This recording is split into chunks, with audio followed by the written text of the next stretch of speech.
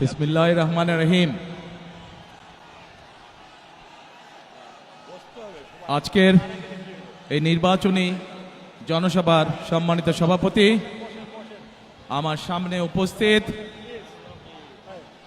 চট্টগ্রামবাসী, মঞ্চে উপস্থিত নেতৃবৃন্দ, আমার প্রিয় সহকর্মীবৃন্দ, প্রিয় ভাই ও বোনেরা, আসসালামু আলাইকুম। আসসালামু আলাইকুম। অন্যরা কেন আছেন?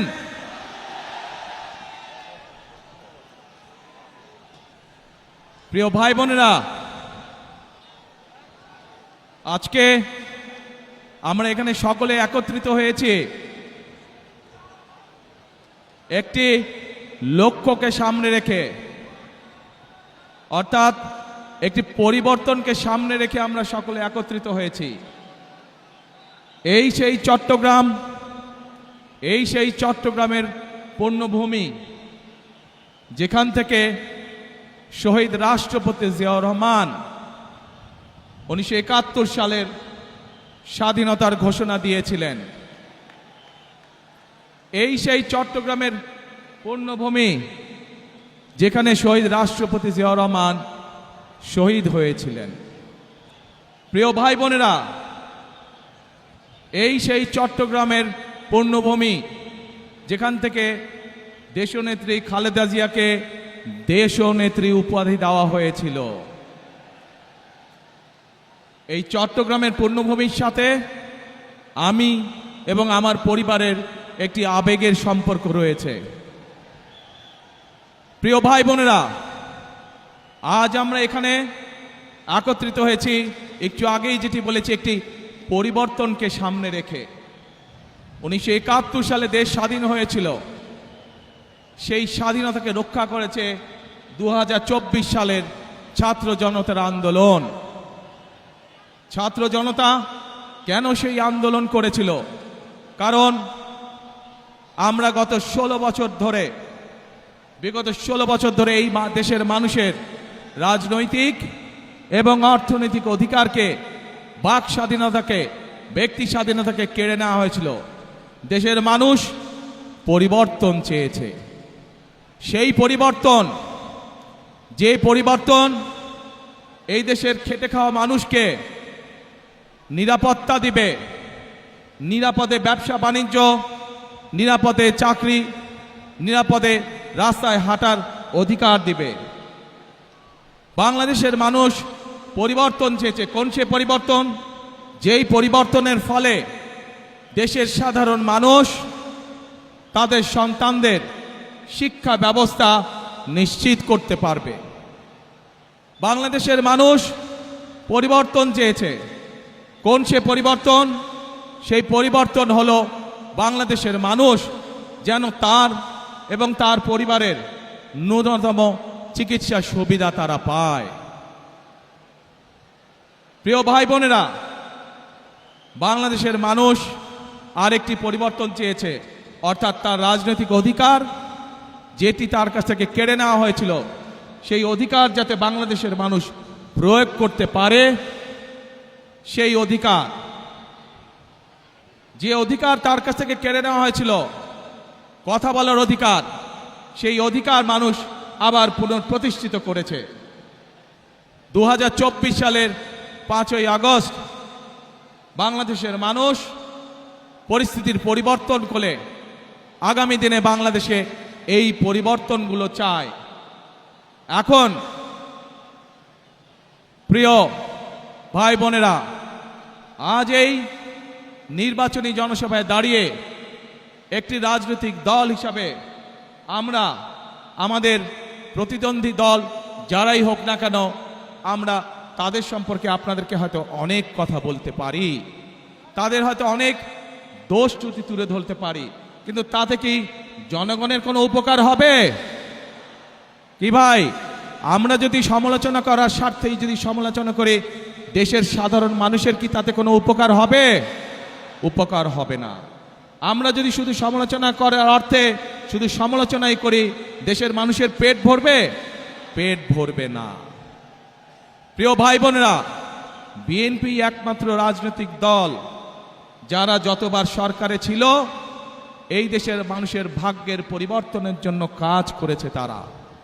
এবং সেই জন্যই আমি 17 বছর পর যেদিন দেশের মাটিতে পা রেখেছিলাম সেদিন আমি সমগ্র বাংলাদেশের মানুষের কাছে একটি কথা বলেছিলাম যে উই হ্যাভ এ প্ল্যান, অর্থাৎ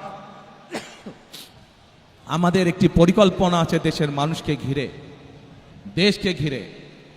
বাংলাদেশে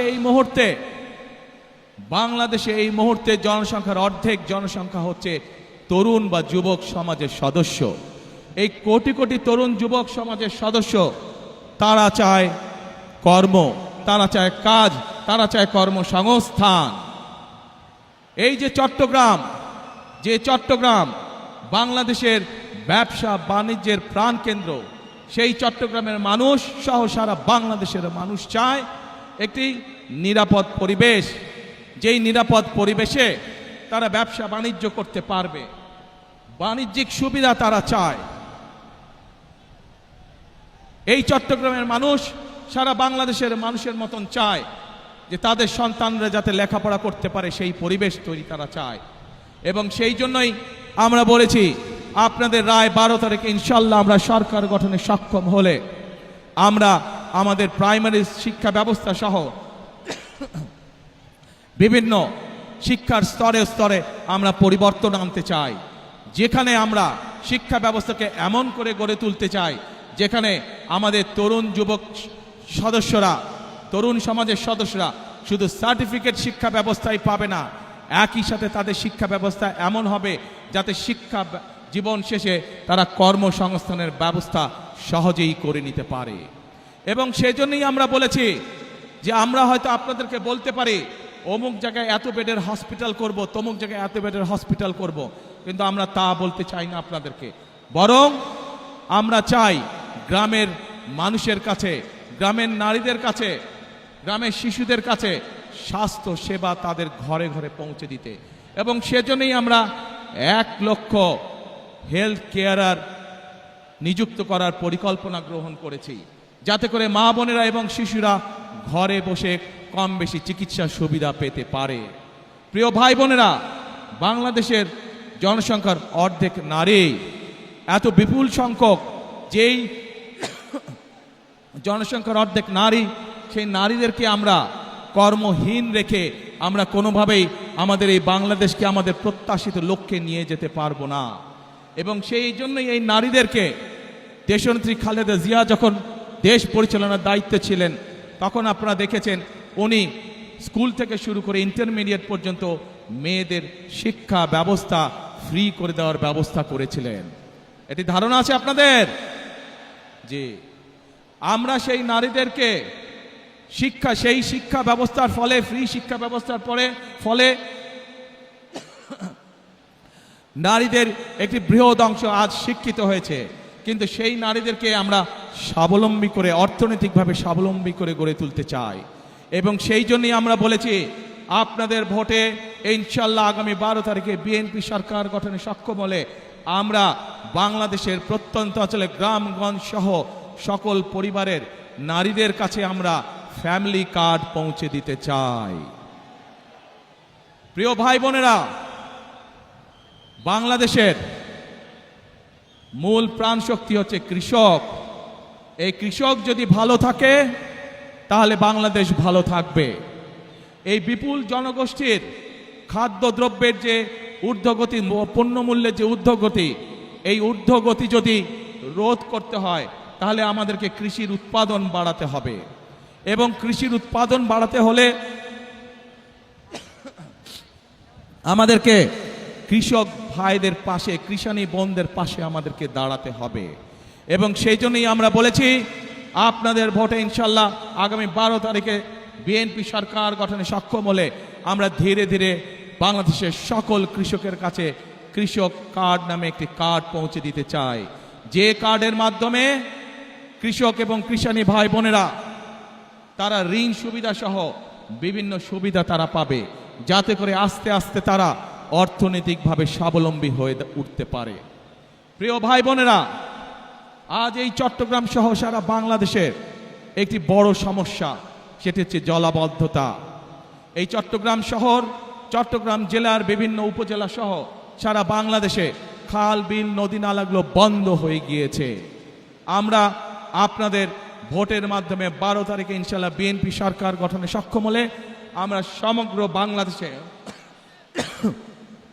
খাল কাটা কর্মসূচি চালু করতে চাই। আপনারা কি খাল কাটবেন আমাদের সাথে? কারা কারা খাল কাটবেন হাত তুলেন তো দেখে, কারা কারা? ইনশাল্লাহ আমরা সকলে দুহাতে কোদাল দিয়ে খাল খনন শুরু করব, খাল খনন কর্মসূচি, যাতে করে এই দেশ থেকে জলাবদ্ধতা, বন্যার সমস্যা সবকিছু আমরা দূর করতে পারি। প্রিয় ভাই বোনেরা, এই চট্টগ্রামে ইপিজেড আছে এবং এই চট্টগ্রামের বহু মানুষ এই ইপিজেডে চাকরি বাকরি করার মাধ্যমে তাদের জীবিকা নির্বাহ করে থাকেন। আছে না ইপিজেড? যে ইপিজেড আছে এবং কে ইপিজেড, এই সবগুলোতে লক্ষ লক্ষ মানুষের কর্মসংস্থানের ব্যবস্থা আছে। প্রিয় ভাই বোনেরা, এই কে ইপিজেড এবং বাকি যে ইপিজেডগুলো আছে, এই সবগুলো আপনাদের নিশ্চয়ই ধারণা আছে কোন সময় হয়েছিল? বিএনপি সরকারের সময়, শহীদ রাষ্ট্রপতি জিয়াউর রহমান এবং দেশনেত্রী খালেদা জিয়ার সময় হয়েছিল। ইনশাআল্লাহ 12 তারিখের নির্বাচনে আপনাদের রায়ে ইনশাআল্লাহ বিএনপি সরকারের গঠনে সক্ষম হলে পরে আমরা এই ইপিজেডের সংখ্যা বৃদ্ধি করব। কে ইপিজেডের মতন আরও ইপিজেড আমরা তৈরি করব, যাতে আরো লক্ষ লক্ষ তরুণ সমাজের সদস্যরা সেখানে চাকরি সংস্থান করতে পারে, কর্মসংস্থান করতে পারে। প্রিয় ভাই বোনেরা, এই অঞ্চলের মানুষের একটি বড় দাবি আছে, যেই দাবিটির ব্যাপারে বিগত বিএনপি সরকার উদ্যোগ গ্রহণ করেছিল কিন্তু সম্পূর্ণ করে যেতে পারেনি। দেশনেত্রী খালেদা জিয়া উদ্যোগ গ্রহণ করেছিলেন কিন্তু সময়ের অভাবে সম্পূর্ণ করে যেতে পারেনি। আমরা দেখেছি বিগত 15 বছর এই ব্যাপারে কোনো উদ্যোগ কেউ গ্রহণ করেনি। এই উদ্যোগ যদি গ্রহণ করা হয় তাহলে শুধু এই চট্টগ্রামের মানুষ নয়, সমগ্র চট্টগ্রাম সহ সারা দেশে বহু মানুষের কর্মসংস্থান হবে, সারা দেশে ব্যবসা বাণিজ্য অনেক চাঙ্গা হবে, যাতে করে মানুষের কর্মসংস্থান হবে, মানুষ চাকরি ব্যবসা বাণিজ্য করে খেতে পারবে। কি সেটি? বাণিজ্যিক রাজধানী। ইনশাআল্লাহ বিএনপি আগামী 12 তারিখে নির্বাচনে আপনাদের সমর্থনে বিএনপি সরকার গঠনে সক্ষম হলে খালেদা জিয়ার সেই উদ্যোগ যত দ্রুত সম্ভব আগামী বিএনপি সরকার সেটিকে বাস্তবায়ন করবে, যাতে করে এই এলাকার মানুষ ব্যাংকিং সুবিধা সহ সকল কিছু এখানে বসেই কাজ সেরে নিতে পারে। প্রিয় ভাই বোনেরা, 1 মিনিট দাঁড়াও, কথা শোনো, আগে কথা শোনো ভাই, কথা শোনো।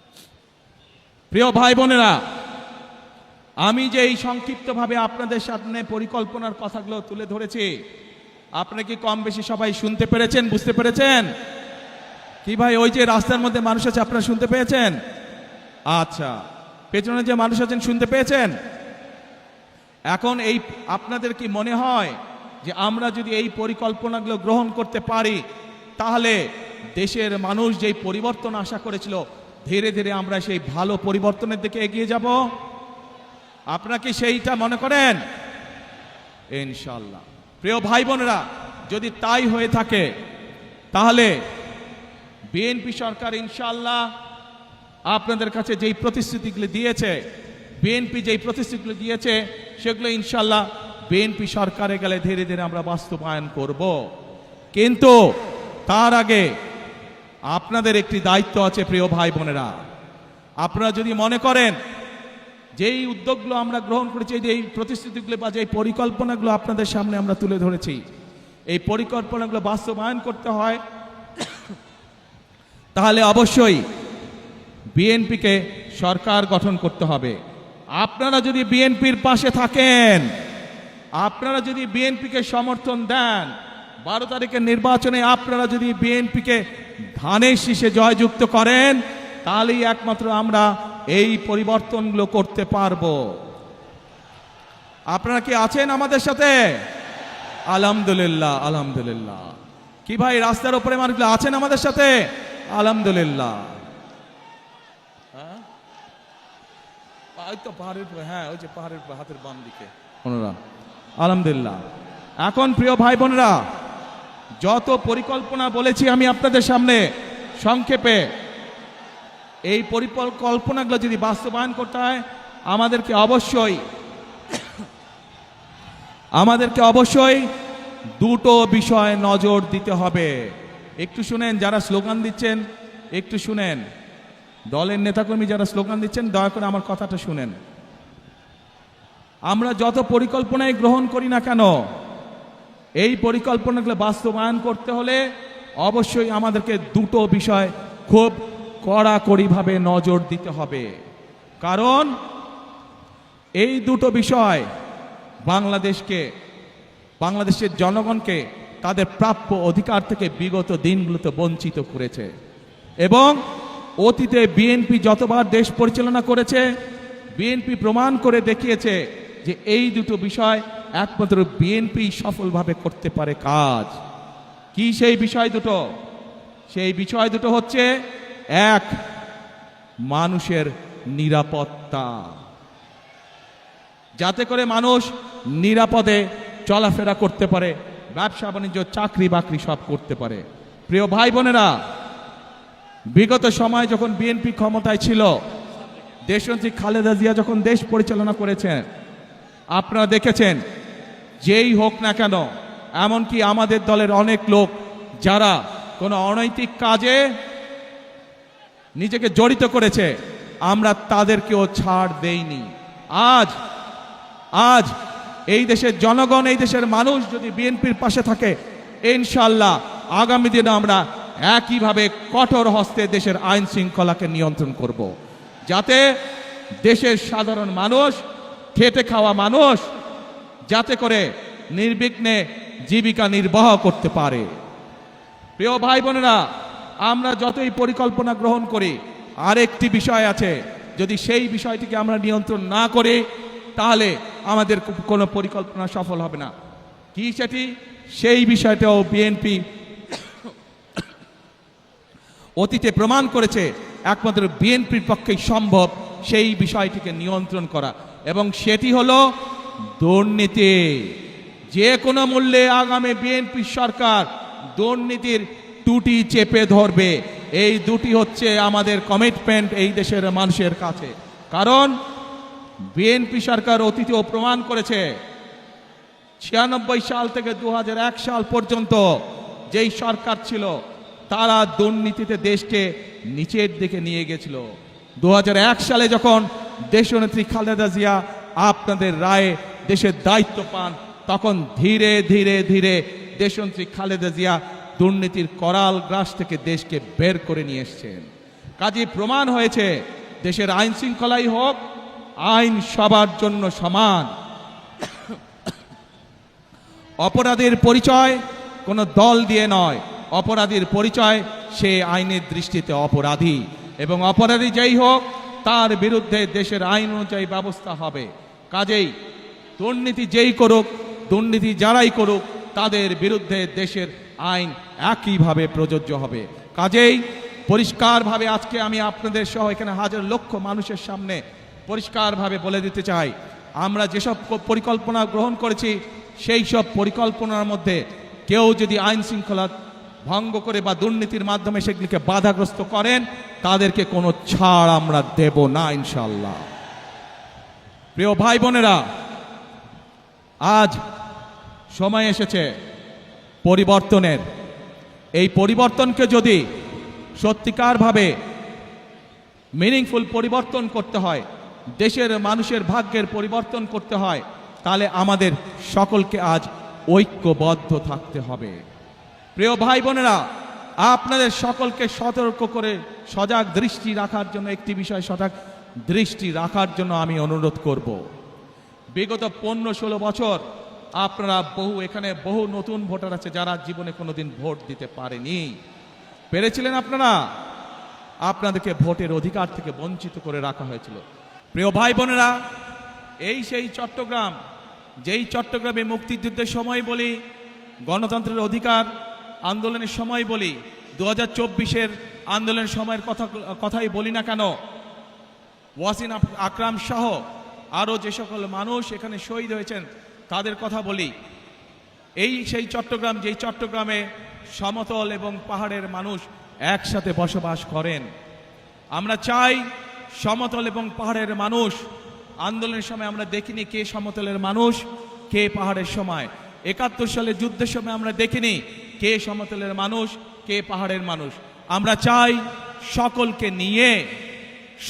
নিয়ে আমাদের সেই প্রত্যাশিত বাংলাদেশকে গড়ে তোলার জন্য। সে পাহাড়ের মানুষ হোক, সে সমতলের মানুষ হোক, সে ইসলাম ধর্মের মানুষ হোক, সে অন্য কোনো ধর্মের মানুষ হোক, আমরা সকলকে নিয়ে আমাদের প্রত্যাশিত বাংলাদেশকে গড়ে তুলতে চাই।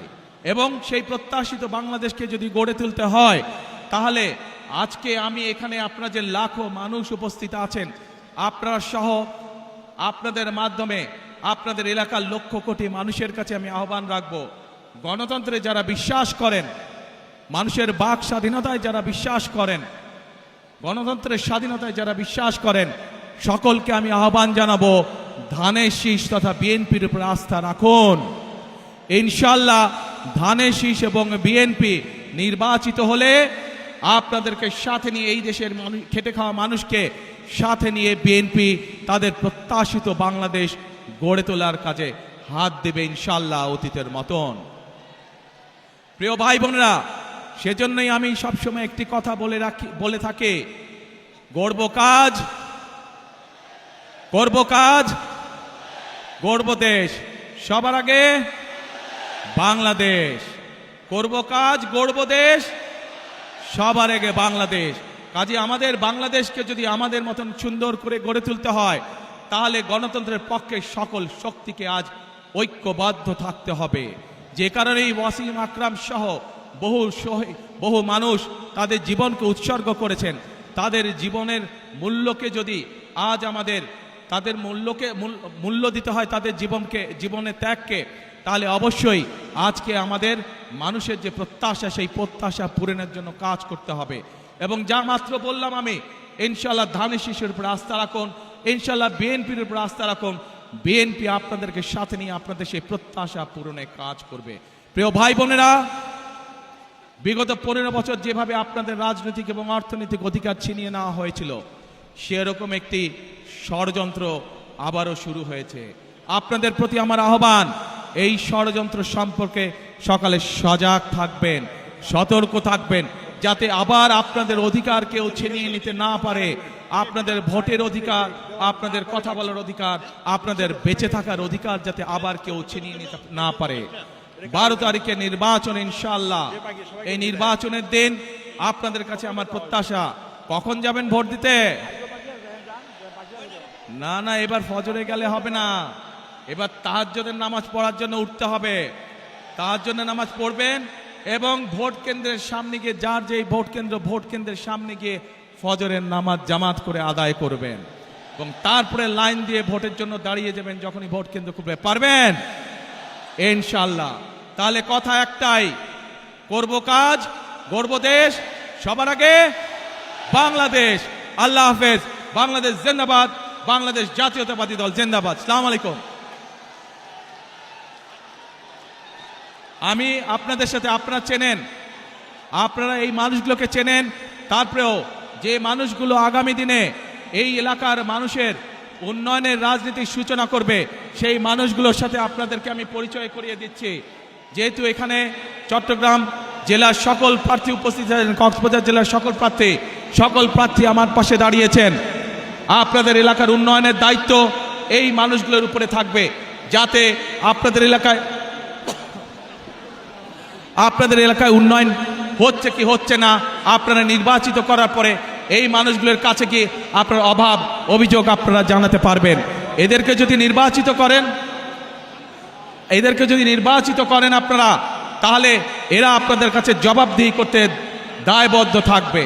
সকল মা বোন সহ সকল ভাইদের প্রতি আমার অনুরোধ, 12 তারিখে যাতে কেউ কোনোভাবে আপনাদের ভোটের অধিকার কেড়ে নিতে না পারে, সেই ব্যাপারে সদা সতর্ক দৃষ্টি রাখবেন। ইনশাল্লাহ সতর্ক থাকবে। আপনার সকলে হাত এই ধানের শীষে তুলেন।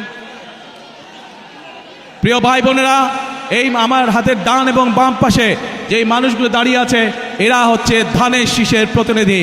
ইনশাআল্লাহ 12 তারিখে এদেরকে জয়যুক্ত করবেন, যাতে আপনার জীবনকে আপনি নিরাপদ করতে পারেন, আপনার এলাকার উন্নয়নকে আপনি নিশ্চিত করতে পারেন। আল্লাহ হাফেজ। বাংলাদেশ জিন্দাবাদ, বাংলাদেশ জাতীয়তাবাদী দল জিন্দাবাদ। আসসালামু আলাইকুম।